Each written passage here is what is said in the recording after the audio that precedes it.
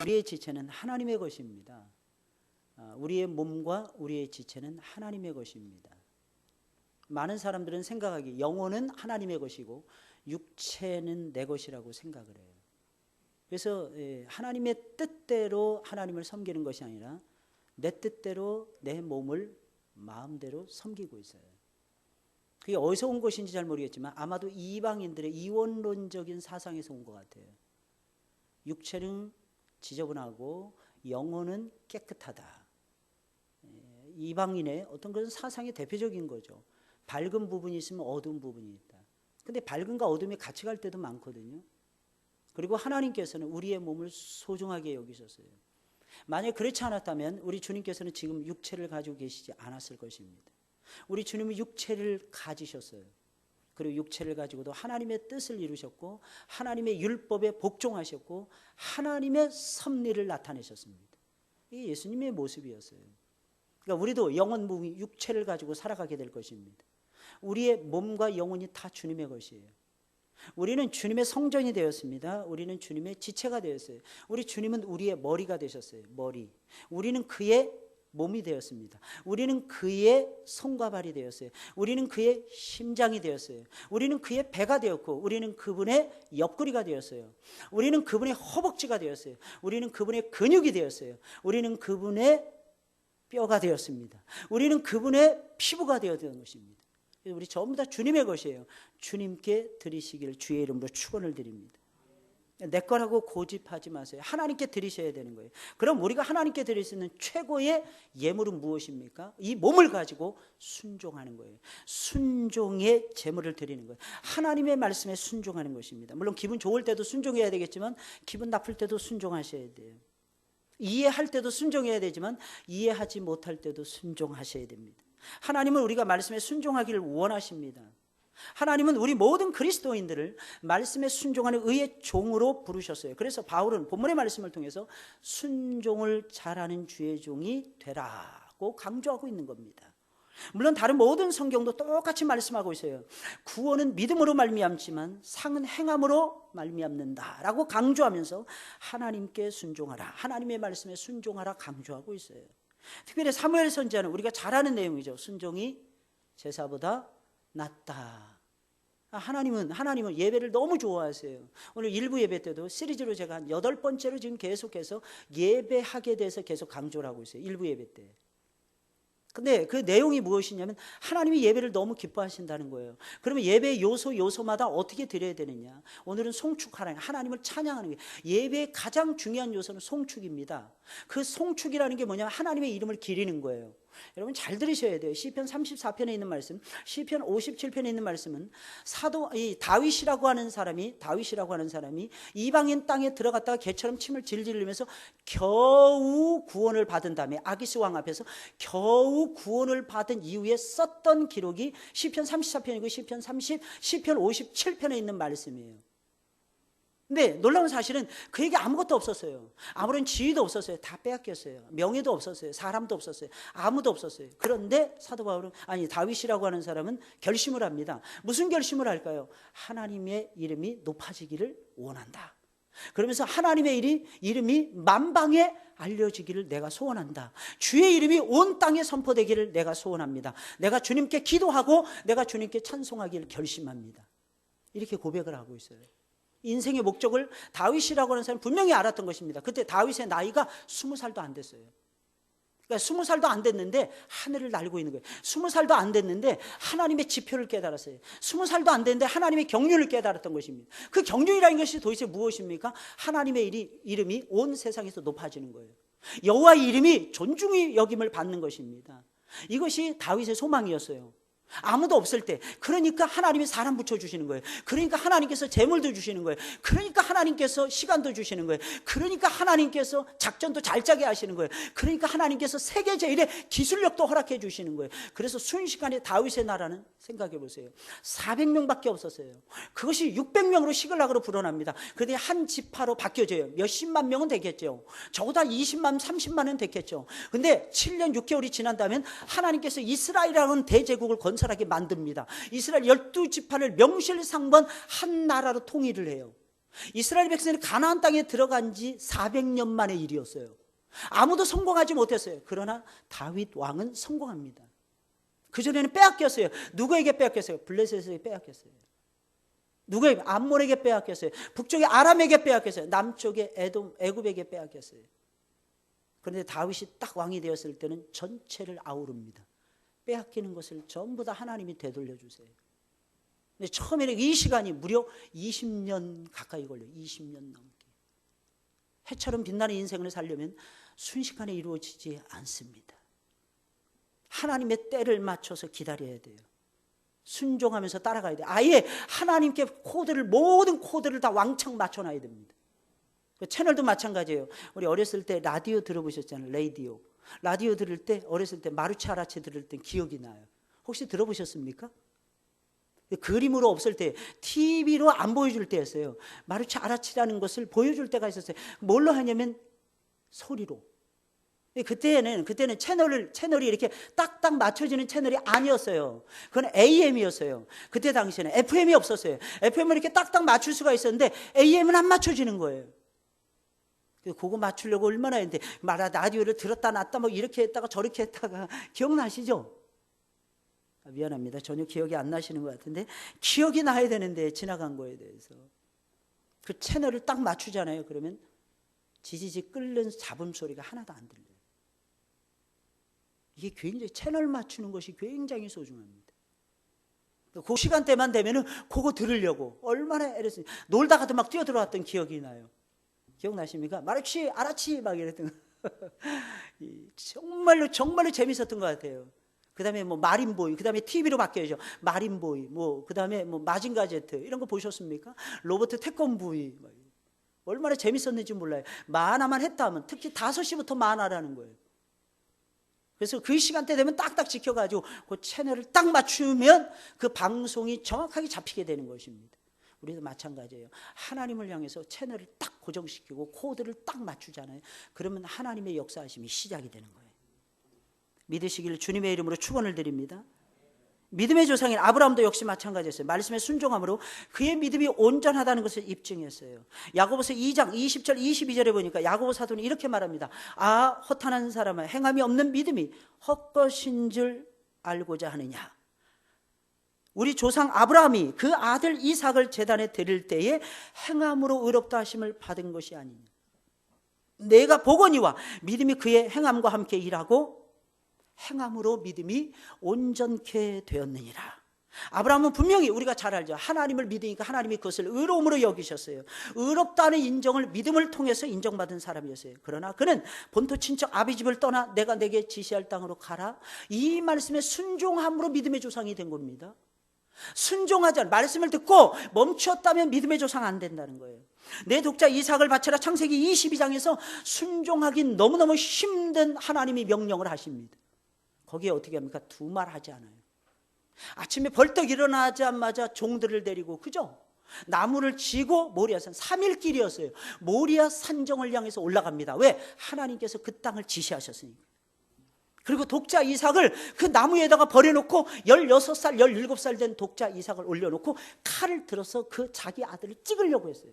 아니, 자기 아들을 찍어낸 겁니다. 마음에서부터 이미 찍어낸 거예요. 근데 바로 그때 천사가 나타나서 내 아들에게 손대지 말라고 말씀하십니다. 그래서 이삭이 살아났던 거예요. 그러면 어떻게 그렇게 믿었을까요? 아브라함은 부활하심을 믿었기 때문입니다. 자기 아들을 바쳐도 이 아들이 다시 살아난다는 거예요.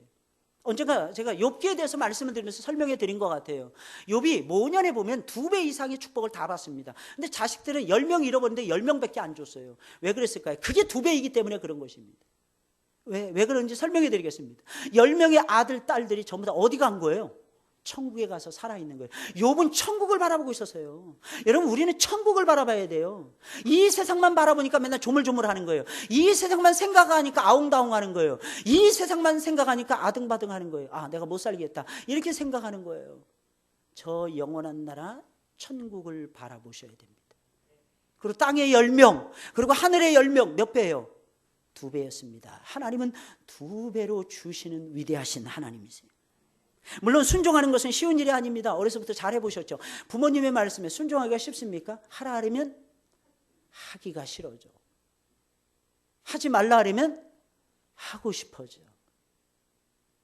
참 이상해요. 전부 다 따라서 하겠습니다. 우리는 띠가, 한번 따라서요. 우리는 띠가 청개구리인가? 개구리띠는 없잖아요. 개구리띠는. 우리가 전부 다 그렇게 살아가고 있어요. 청개구리 이야기 잘 아시죠? 그러면 물어보겠습니다. 하나님께 순종하는 것은 쉬울까요? 하나님은 높은 곳에 계십니다. 하나님의 말씀은 거룩해요. 부모가 요구하는 건 어떻게 보면 우리에게 당연한 거고 우리가 이미 몸으로도 인지하고 있는 거예요. 그런데 하나님이 말씀하시는 건 신령합니다. 이해도 잘 안 돼. 어렵습니다. 어떤 때는 또 비유로 말씀하세요. 또 헷갈려요. 이건지 저건지 헷갈릴 때도 많습니다. 그런데 그 말씀에 어떻게 순종하겠어요? 어렵습니다. 그러나 성경에 나오는 신앙의 인물들은 한결같이 순종하고 복종하는 사람들이었어요. 그들은 어떻게 해서 이렇게 할 수 있었을까요? 성령의 도우심이, 마음을 오픈했기 때문입니다. 누구를 향해서? 하나님을 향해서. 하나님이 들어오시는 거예요. 마음만 오픈하세요. 순종하는 것만 사랑하세요. 좋아해 보세요. 그러면 하나님께서 능히 우리로 하여금 순종할 수 있도록 역사해 주실 것입니다. 할렐루야. 예, 기억하셔야 됩니다. 하나님은 우리가 마음만 열고 사랑하면, 순종을 사랑하기만 하면, 순종하는 걸 좋아하기만 하면 하나님이 도와주세요. 근데 순종 안 하려고 하니까 그거부터 쳐서 복종시켜야 되니까 뼈가 부러지는 거예요. 그거부터 쳐서 복종시켜야 되니까 살이 터지게 되는 거예요. 이게 정말 가슴 아픈 일이에요. 우리는 하나님이 보존해 주십니다. 하나님은 우리의 뼈가 상하지 않도록 보호해 주십니다. 할렐루야. 뼈가 상하지 않도록 하나님 보호해 주신다니까요. 그럼 하나님 말씀에 순종을 잘하면 복을 받는데 어떤 복을 받습니까? 오늘 본문의 말씀을 보게 되면 순종을 잘하면 하나님이 부어주신 은혜와 사랑과 축복을 받는다고 했어요.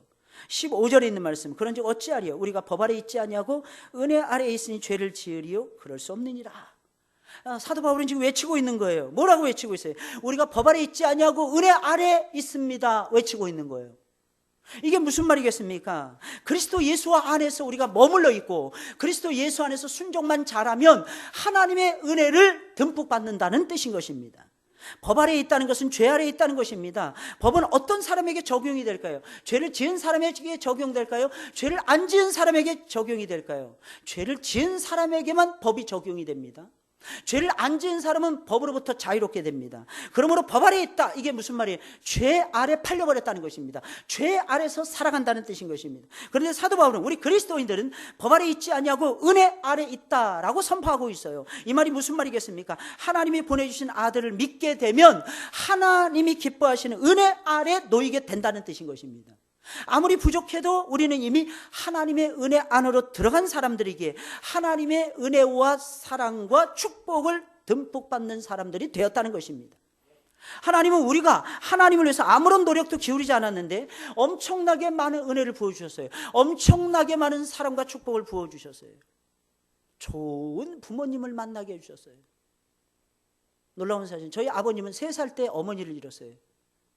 6살 때 아버지를 잃으셨어요. 얼마나 힘들게 살아오셨는지 몰라요. 누님 밑에서 크셨어요. 큰 누님이, 큰 고모님이 연세가 굉장히 많으셨어요. 그 누님의 첫째 따님이 우리 아버님하고 연세가 비슷합니다. 같이 큰 거예요, 같이. 이게 얼마나 힘든 일인지 잘 모르실 거예요. 부모 밑에서 큰다는 것이 얼마나 큰 축복인지 모르실 겁니다. 20대에 저희 큰 고모님이 혼자 되셨어요. 그리고 5남매를 키우셨어요. 저희 아버님이 55세부터 예수님 믿기 시작하셨는데 그 무렵에 우리 큰 고모님도 똑같이 믿기 시작하셨어요. 하나님을. 우리 큰 고모님 돌아가셨어요. 장례식에 제가 갔어요. 우리 큰 고모님이 쓰셨던 방을 돌아봤어요. 성경책이 딱 펴져 있는 거예요. 너무 반가워서 우리 고모님이 어디를 주로 중점적으로 읽으셨나 제가 스캔들이 쭉 봤는데 동그라미를 빨간 글씨 파란 글씨로 잔뜩 해놨더라고요. 그 내용이 뭔지 아십니까? 남편이라는 단어에 동그라미 치신 거예요. 얼마나 남편이 없는 삶이 힘드셨으면 그 노인네가. 지금도 잊혀지지가 않아요. 20대에 청산 과부가 되신 거예요. 다섯 명의 자녀를 번듯하게 키워내시는데 얼마나 거기다가 이 동생까지 키우시면서 지금도 있지 않아요. 우리 아버님이 우리 고모님 말씀이라면 다 들어요. 왜? 부모님이.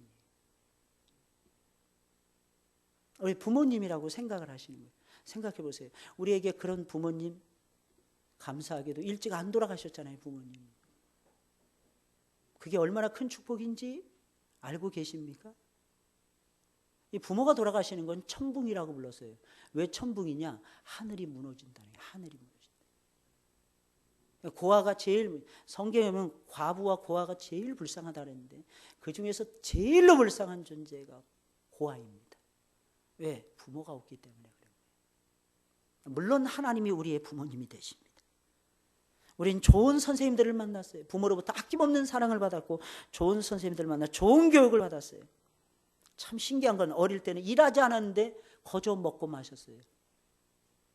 어릴 때 일하지 않았는데 거저 먹고 마셨고 공부를 특별히 열심히 하지 않았는데 좋은 성적 거두었습니다.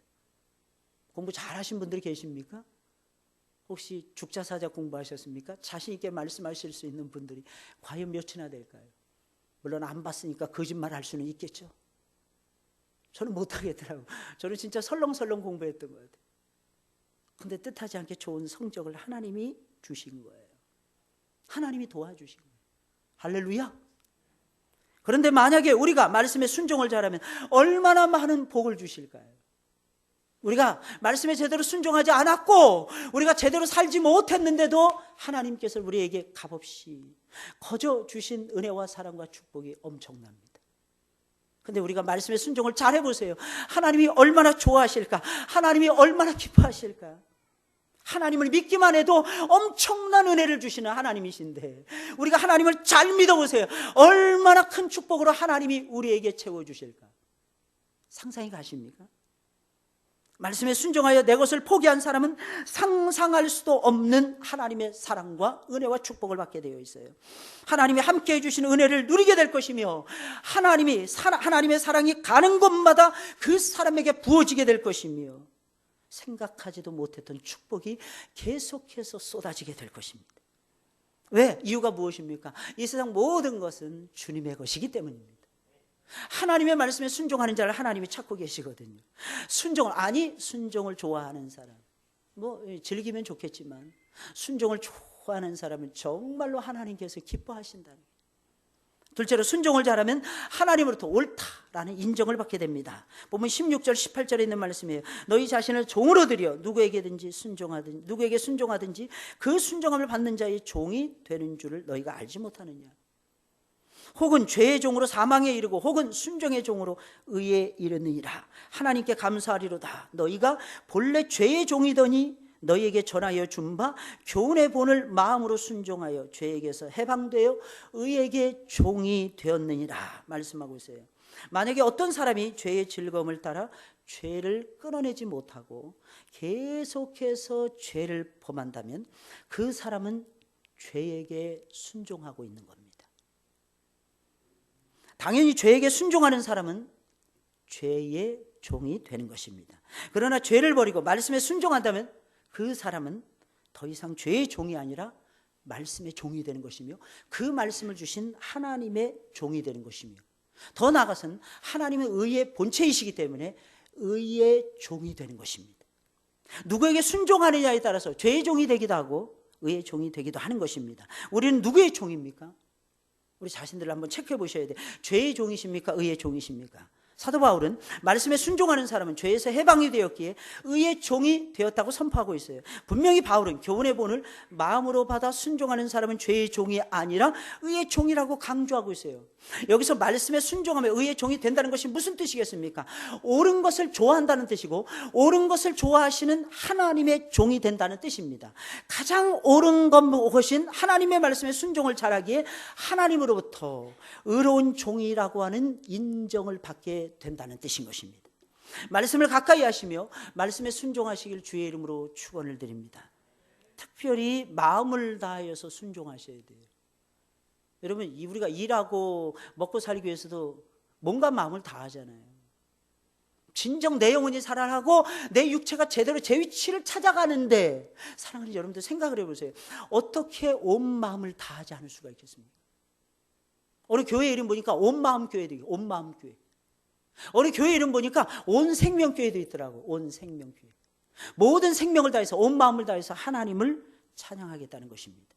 하나님을 섬기겠다는 것입니다. 그러면 하나님으로부터 기억하셔야 돼요. 이렇게 마음을 다해서 순종하시잖아요. 너는 내 아들이다.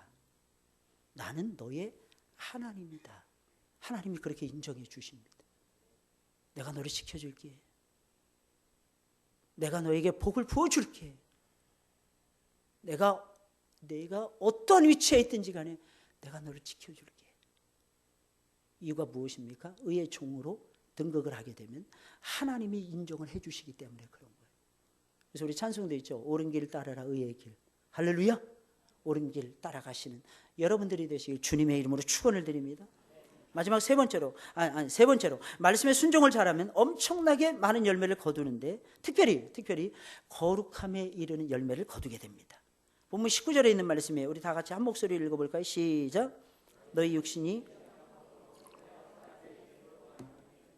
전에 너희가 너희 지체를 부정과 불법에 들여 불법에 이른 것 같이 이제는 너희 지체를 의에게 종으로 들여 거룩함에 이르라. 그 끝이 뭐예요?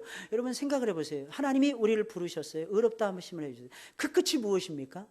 하나님처럼 거룩해지는 거예요. 그래서 베드로전서를 읽어보면, 저 베드로전서 너무너무 좋아하거든요. 베드로전서, 베드로후서를 읽어보면 거룩해지는 것을 느껴요. 왜? 거기서는 거룩함을 강조하고 있어요. 오늘 본문에도 거룩함을 강조하고 있습니다. 우리 거룩해지자고요. 할렐루야. 거룩해지는 게 우리의 삶의 목적이 되셔야 됩니다. 하나님 우리를 위로해 주십니다. 어떻게 위로해 주십니까? 너는 내 것이다. 그렇게 위로해 주세요. 내 몸도 내 것이다. 내 영혼도 내 것이다. 내 시간도 내 것이다. 나를 위해서 쓰거라. 그러면 내가 너를 책임져 줄게. 이렇게 하나님께서는 우리를 위로하고 계신다는 것입니다. 이 말씀의 의미가 도대체 무엇입니까? 하나님의 말씀에 순종을 잘하면 거룩함에 이른다는 것입니다. 순종의 끝이 무엇이냐는 것입니다. 순종의 끝은 거룩함이에요. 이 거룩함 무엇입니까? 하나님의 최고의 속성이십니다. 그러니까 하나님처럼 되는 것을 얘기하는 거예요. 보면 20절, 21절에 보니까 너희가 죄의 종이 되었을 때는 의에 대하여 자유하였느니라. 너희가 그때 무슨 열매를 얻었느뇨? 열매가 있다 없다? 없다는 것입니다. 아무것도 없었다는 것입니다. 이제는 너희가 그 일을 부끄러워하나니. 왜 부끄럽습니까? 열매도 없었죠. 처참했죠. 하나님 앞에서 거룩하지 못했죠. 이는 그 마지막이 뭐라 그랬어요? 사망임이니라. 사망이라는 게 도대체 뭐예요? 사망과 실패라는 것입니다. 이 말씀의 의미가 무엇입니까? 죄의 종이 되었을 때는 열매가 없었다는 거예요. 아무리 눈을 까디짓고 열매를 찾아봐도 열매가 없었다는 것입니다. 혹시 그리스도 밖에서 어떤 열매를 맺은 적이 있습니까? 혹시 세상적인 열매를 맺었다 할지라도 그것이 우리의 영혼에 무슨 유익이 되었습니까?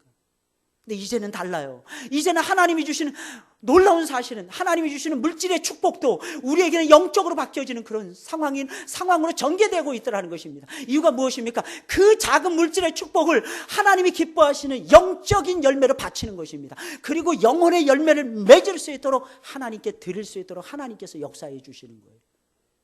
그것이 거룩함이라는 거예요. 그것이 구별됨이라는 것입니다. 꼭 기억을 하셔야 돼요. 의에 대하여 자유했다 얘기하고 있어요. 의에 대해서 자유했다, 이것은 무슨 뜻이겠습니까? 하나님에 대해서 자유했다는 뜻인 것입니다. 의는 의로우신 하나님을 가리키는 것이며, 의에 대해서 자유했다는 것은 곧 의로우신 하나님에 대해서 자유했다는 뜻입니다. 이 말이 무슨 말일까요? 하나님이 무엇을 원하는지 신경 안 썼다는 거예요. 하나님이 무엇을 원하고 가리키는지 별로 관심이 없었다는 거예요. 오직 내 마음대로, 내 고집대로 살았다는 것입니다. 그때는 기억하셔야 돼요. 미안하지만 아무런 열매도 없었다는 거예요. 그 열매가 무엇이었습니까? 사망과 실패였어요. 그러지 않나요? 그래서 영혼이 잘 돼야 됩니다. 이게 순서예요. 그래야 범사가 잘 되고 강건함을 누리게 되는 거예요. 그래서 그리스도 밖에 있으면 궁극적으로 실패할 수밖에 없는 겁니다. 그러나 본문 22절에 있는 말씀입니다. 그러나 이제는 너희가 죄에게서 해방되고 하나님께 종이 되어 거룩함에 이르는 열매를 얻었으니 그 마지막은 영생이라. 그래서 영생이라. 이 말이 무슨 말이겠습니까? 우리 자신을 의로우신 하나님께 종으로 들여서 말씀의 순종을 잘하면 하나님의 종이 되는 거예요.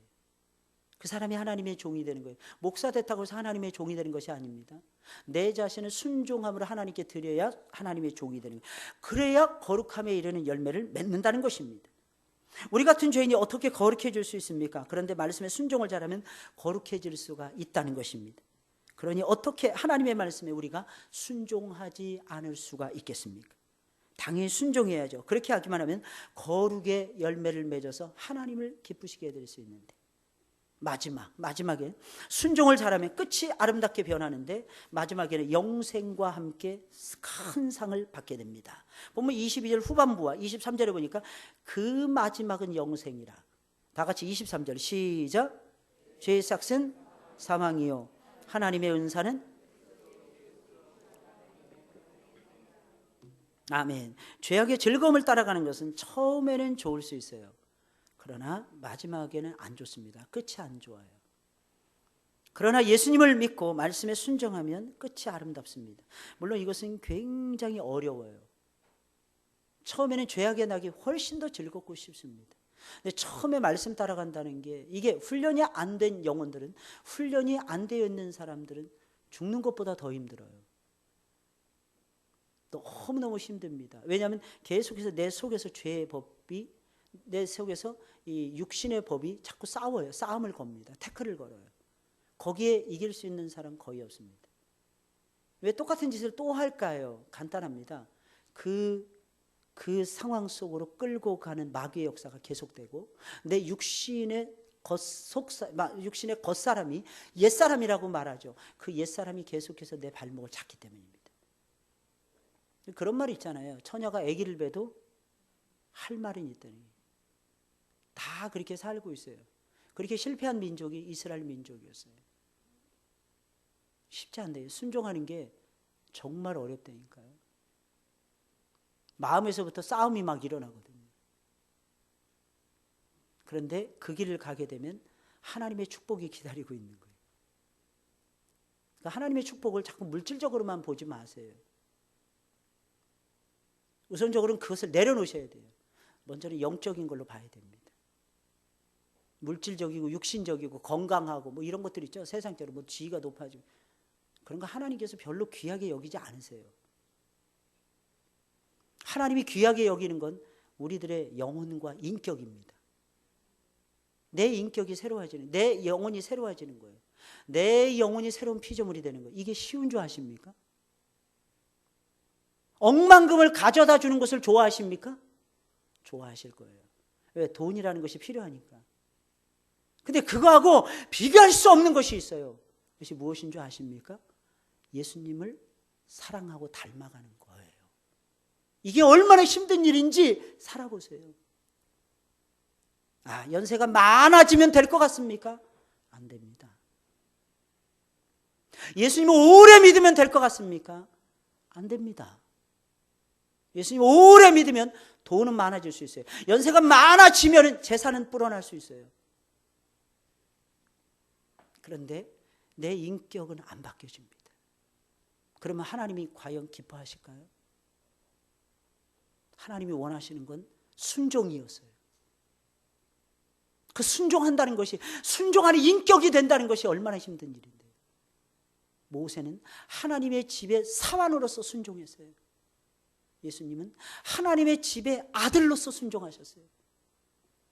우리는 이렇게 저렇게 피해갈 수 없습니다. 유대인들은 유대인으로서 순종했어요. 이방인들은 이방인들로서 순종했어요. 우리도 순종해 가야 할 것입니다. 그러면 어떻게 영생을 얻는 거예요? 영생. 예수님을 믿고 말씀에 순종하면 끝이 아름답습니다. 말씀에 순종을 잘하는 사람은 마지막에는 영생을 얻을 것이며 하나님으로부터 큰 상을 받을 것입니다. 기억하셔야 돼요. 시작도 중요합니다. 과정도 중요합니다. 끝은 훨씬 더 중요합니다. 이유가 무엇입니까? 마지막에 어떤 결과가 오느냐에 따라서 달라질 때가 너무 많잖아요. 마지막에 어떤 결과가 오느냐에 따라 달라지는 게 인생입니다. 우린 맨날 그러죠. 도덕성에 빠져가지고 시작하고 과정만 중요하다는 게. 아니에요. 성경은 마지막을 항상 달아보고 있어요. 마지막 끝이 좋아야 된다는 거예요. 끝이 다른 게 이단이었다는 거예요. 우리는 끝이 좋아야 돼요. 순종을 잘하게 되면 끝이 어떻게 되느냐에 따라서 모든 것이 결정이 되는데, 이 모든 것이 순종을 잘하느냐 못하느냐에 따라서 달라지는 거예요. 순종을 잘하면 끝이 아름다움으로 끝나요. 그래서 모세는 바로의 공주의 아들로 칭함을 거절해버렸어요. 죄악의 낙을 누리는 것을 거절해버렸어요. 하나님의 백성들과 함께 고난을 받는 것을 선택을 했습니다. 이유가 무엇입니까? 그래야 끝이 좋게 나타나니까. 끝이 좋게 나타나니까. 예수님은 십자가에서 끝까지 순종하셨어요. 이유가 무엇입니까? 그래야 사람을 살릴 수가 있었기 때문에. 만약에 예수님께서 사람들이 막 조롱을 하면서 십자가에서 내려오라 내려오라, 자기도 구원 못하는 것이 누구를 구원한단 말이냐, 이 유혹에 넘어가서 에이씨, 내가 언제부터 내가 십자가 졌다고, 내가 이거 벗고 내려올란다. 예수님이 십자가에서 못을 싹 빼고 내려오셨다고 가정해 봅시다. 우리의 구원은 이루어질 수 없어요. 그 자리에서 하나님의 아들됨은 입증할 수 있을 것입니다. 사람들이 좋아하는 답은 던져줄 수 있었을 거예요. 그러나 하나님의 뜻은 절단이 나는 거예요. 하나님의 뜻이 절단이 나면 우리의 구원은 망가지는 겁니다. 아무도 구원할 수 없었을 것입니다. 근데 예수님이 십자가에서 참아내신 거예요. 엘리 엘리 라마 사박다니, 나의 하나님 나의 하나님 어찌하여 나를 버리셨나이까. 끝까지 그 버림받으시면서 예수님 끝까지 참으시는 거예요. 내가 다 이루었노라. 아, 내가 목마르도다. 아버지 손을, 아버지 내 영혼을 부탁하나이다. 예수 그리스도는 마지막까지 참는 거예요. 마지막까지 순종하는 거예요. 그분의 아름다움이 거기서 시작이 돼요. 거기서 꼽히는 거예요. 할렐루야. 우리도 제발 순종을 잘해서 하나님이 주시는 은혜와 사랑과 축복을 받고, 의롭다 하는, 옳다라는 인정을 받고, 더 나아가서는 거룩함에 이르는 하나님처럼 되는 열매를 맺으시고, 거기서 더 나아가서는 마지막엔 영생, 그리고 하나님이 주시는 위대한 상급 받으시고 주님의 뜻을 이루어 가시기를 예수님의 이름으로 축원을 드립니다. 이게 사는 거예요. 이게 사는 거예요. 이게 사는 거래요. 이게. 세상 거 아무리 잘 돼도 그거 안 됩니다. 주님을 위해서 써야 되는 거예요. 주님을 위해서. 그때 빛이 나는 거예요. 응? 그게 빛이 나는 거예요. 어렵고 힘들수록 주님의 영광을 위해서 살아가시는 여러분들이 되시길 주님의 이름으로 축원을 드립니다. 우리 찬송 부르겠습니다.